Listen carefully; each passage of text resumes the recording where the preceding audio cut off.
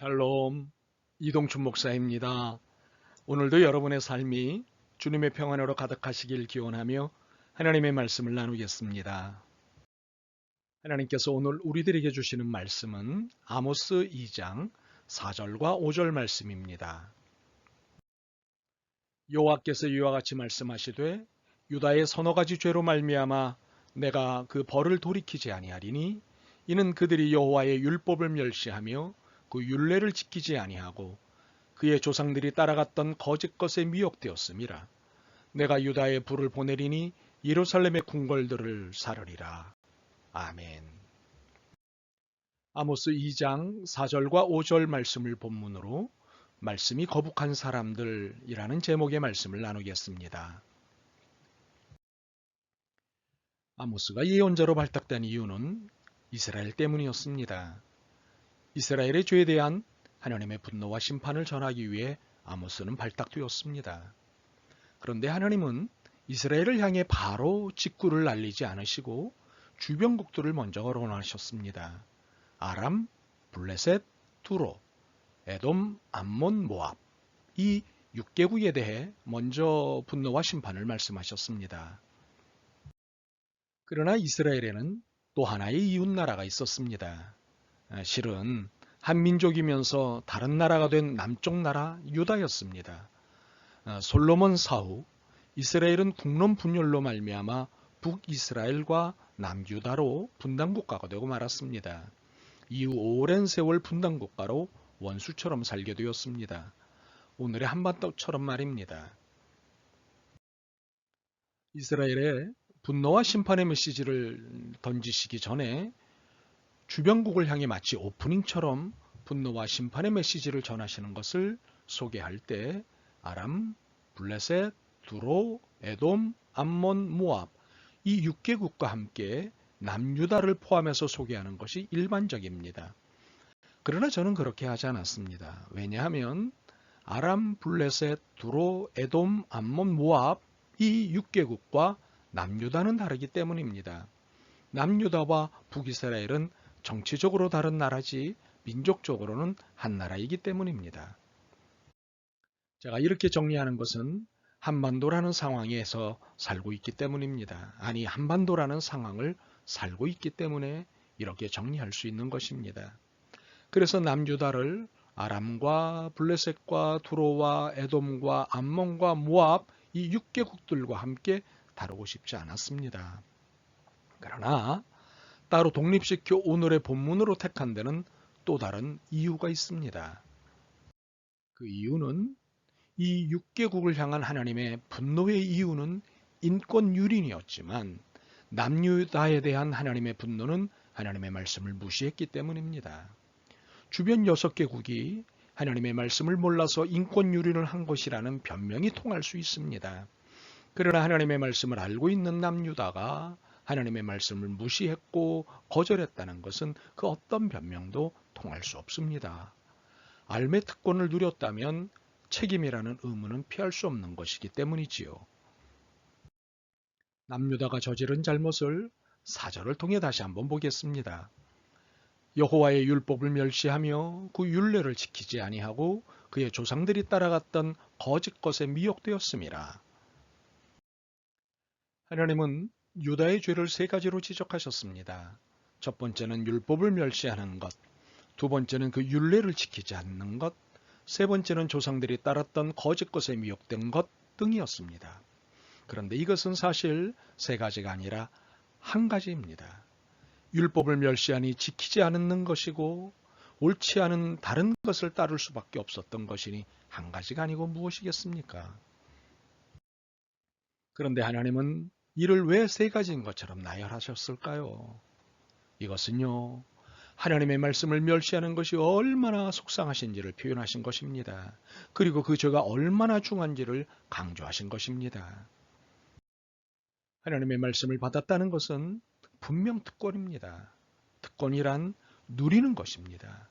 하나님의 약속을 누리는 보장을 받은 것입니다. 그런데 이 특권은 조건이 붙습니다. 반드시 말씀대로 살아야 한다는 조건입니다.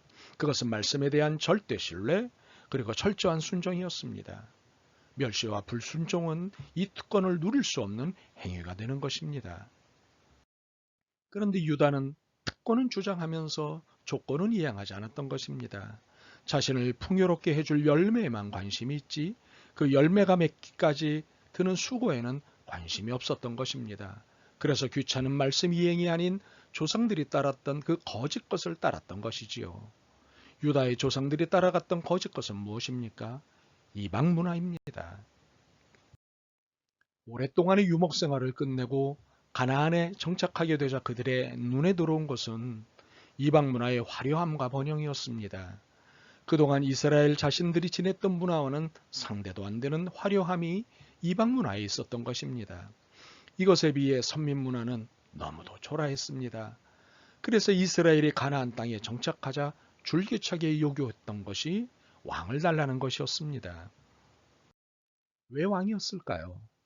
이방 문화를 자세히 살펴보니 백성의 욕망을 채워주는 시스템이 있었던 것입니다. 그것은 왕의 체계적인 리더십과 합리적인 경영 방식이 중심에 있는 국가 시스템이었던 것이지요. 여기에 꽂힌 이스라엘은 왕을 요구했고 결국은 왕을 얻어냈습니다. 그러나 그 결과는 어떻게 됐습니까? 하나님의 문화를 배척하고 이방 문화를 도입하여 결국에는 하나님의 말씀을 멸시하고 말씀대로 살지 않고 이방 문화를 쫓아다니는 형국이 되고 말았던 것입니다. 바로 이것에 분노하신 것입니다. 그렇다면 우리는 어떻습니까? 특권을 누리는 일에는 관심이 있지만 그 특권을 누리기 위해 살아내야 하는 의무는 귀찮지 않습니까? 하나님의 말씀에는 좋은 것이 많지만 살아내는 게 부담스럽지 않습니까?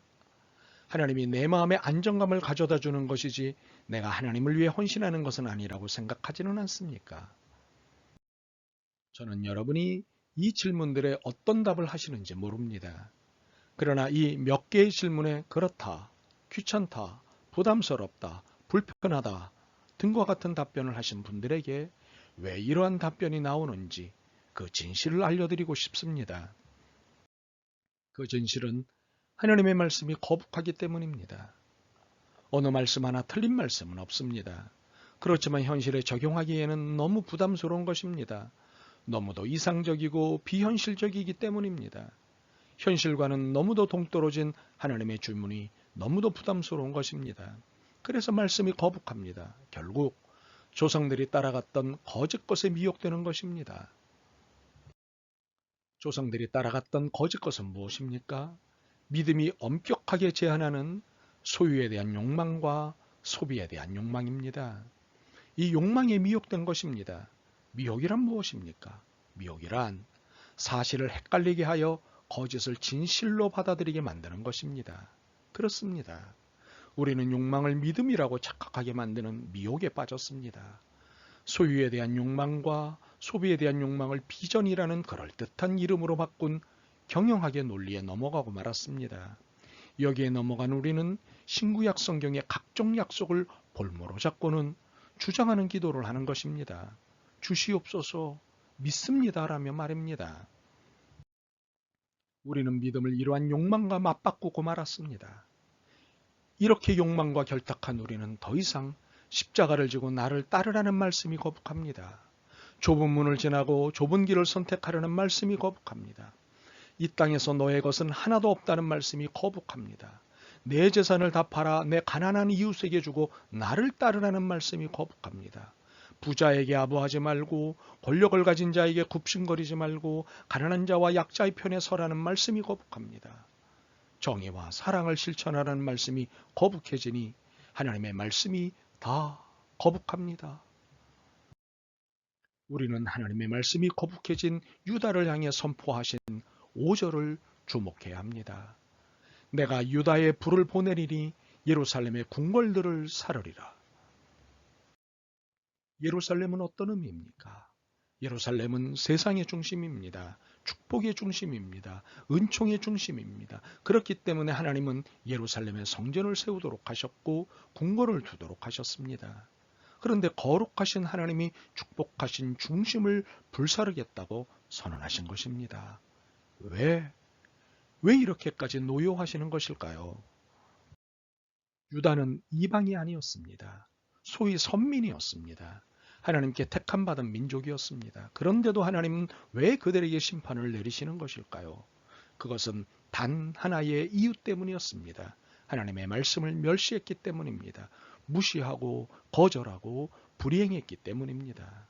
십자가의 비움이 아닌 세상의 욕망과 결탁했기 때문입니다. 숫자와 크기, 돈과 권력, 소유와 소비라는 욕망의 눈이 멀어 하나님이 말씀하시는 정의와 사랑을 멸시했기 때문입니다. 저는 한국교회를 생각할 때마다 너무 두렵습니다. 비전이라는 허울 좋은 단어에 포장된 소유와 소비라는 욕망이 한국교회를 지배하고 있는 것을 보기 때문입니다. 축복성회라는 데서 이런 거짓 욕망을 판매하고 있는 목사들과 이를 구매하려고 아멘 아멘 하며 헌금하는 성도들을 보고 있기 때문입니다. 정의에 기초한 사랑과 사랑을 아가페가 되게 하는 정의를 말하지 않는 설교가 각종 미디어 매체를 통해 흘러나오는 것을 보고 있기 때문입니다.